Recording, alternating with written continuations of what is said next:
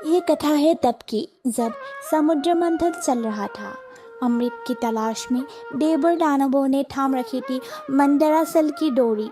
एक एक कर निकलने लगी रत्न, और फिर निकली एक ऐसी देवी जिनकी नाम से भी लोग डरते हैं, देवी अलक्ष्मी। हाँ, लक्ष्मी जी की एक बड़ी बहन भी थी, देवी अलक्ष्मी। जहाँ लक्ष्मी है समृद्धि की देवी, वहीं अलक्ष्मी है दरिद्रता, क्लेश और दुर्भाग्य की प्रतीक। उनका जन्म भी उसी समुद्र मंथन से हुआ था, लेकिन उन्हें 14 रत्नों में नहीं गिना गया।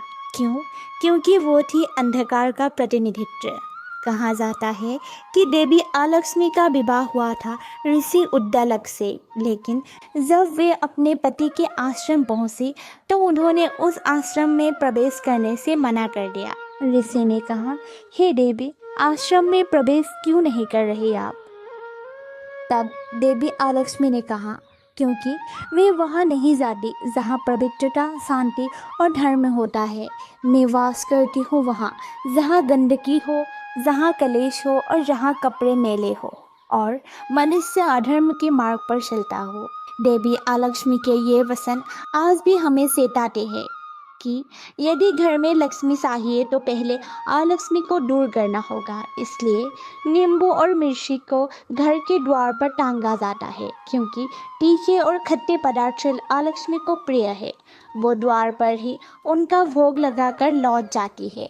अगर देवी लक्ष्मी की पूजा के बाद भी धन टिकता नहीं, समृद्धि नहीं आती, तो समझिए कहीं ना कहीं अलक्ष्मी ने घर में डेरा डाल लिया है। शास्त्र में लिखा है, कभी भी देवी लक्ष्मी की खड़ी मूर्ति या ऐसी तस्वीर ना रखे जिसमें वे उल्लू पर सवार हो। वो लक्ष्मी चंचल मानी जाती है, धन लाकर तुरंत चली जाती है। इसके स्थान पर कमल पर बैठी लक्ष्मी जी की तस्वीर घर में रखें।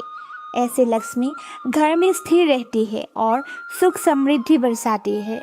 तो याद रखिए, जहाँ स्वच्छता है वहाँ शुभता है, जहाँ धर्म है वहाँ लक्ष्मी है, और जहाँ अंधकार है वहाँ है अलक्ष्मी।